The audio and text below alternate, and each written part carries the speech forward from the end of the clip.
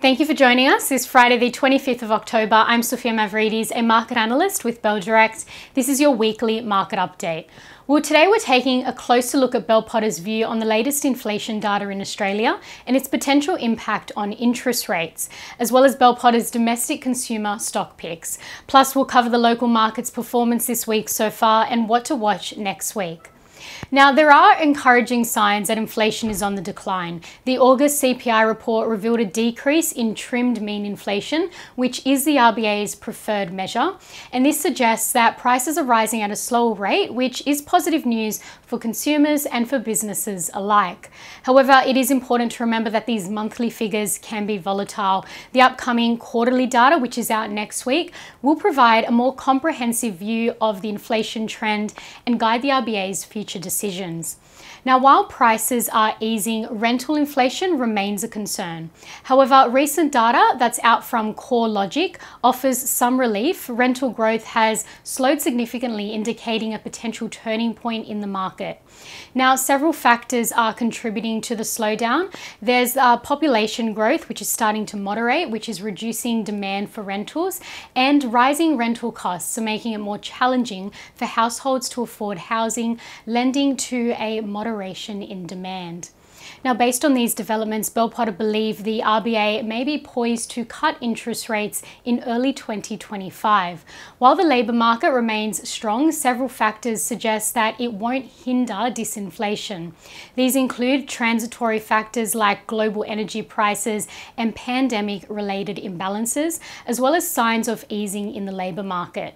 Now, lower interest rates are generally positive for consumers. Domestic consumer stocks, particularly mid-cap and small-cap retailers, are expected to benefit, and these companies may see increased earnings and share price growth as consumers have more disposable income. Now, with this in mind, Bell Potter's retail choices include JB Hi-Fi, that's JBH, and Eagers Automotive, APE. Now, they view JB Hi-Fi as one of the highest quality retailers on the ASX, with consensus earnings forecasts for FY26 and FY27 looking too conservative, given the outlook of lower interest rates, real wage growth and tax cuts, with earnings growth of 4.3 and 3.9% respectively. Therefore, they expect earnings upgrades to provide further share price upside. Now, Eagers Automotive, their earnings forecasts look conservative in a backdrop of improving consumer confidence and lower rates for FY25. So Bell Potter expects earnings upgrades over the course of the next 12 months, driving the share price higher. Now, moving on to the market's performance this week so far, well, the ASX 200 has declined 0.93% Monday to Thursday this week, with the information technology sector weighing down on the market the most, down more than 7%.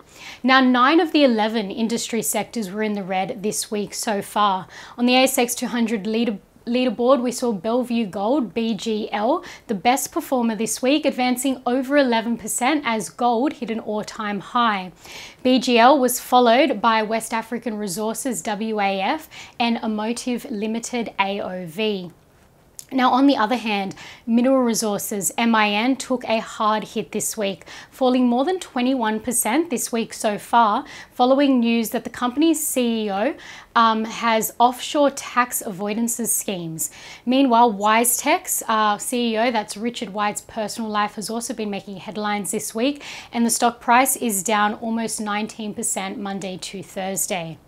Now, the most traded stocks by Bell Direct clients included WiseTech Global, Commonwealth Bank, and Chalice Mining. Clients also bought into Mineral Resources, Fortescue, and Paladin Energy, as well as BHP, while took profits from Adairs, Magellan Financial, and West African Resources. The most traded ETFs by our clients this week were the Vanguard Australian Shares ETF VAS, the BetaShares Australian Strong Bear Hedge Fund BBOZ, and the Vanguard Diversified Conservative Index ETF, that's VDCO.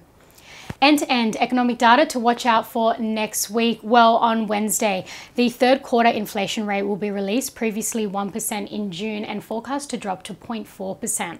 On Thursday, retail sales data, import and export price data and private sector credit figures will be released. And on Friday, we'll receive the producer price index report, as well as the manufacturing final PMI, which is an indicator of economic trends within the manufacturing sector. Now that's all for this week. I'm Sophia Mavridis with Bell Direct. I hope you have a great Friday and a great weekend. And as always, happy investing.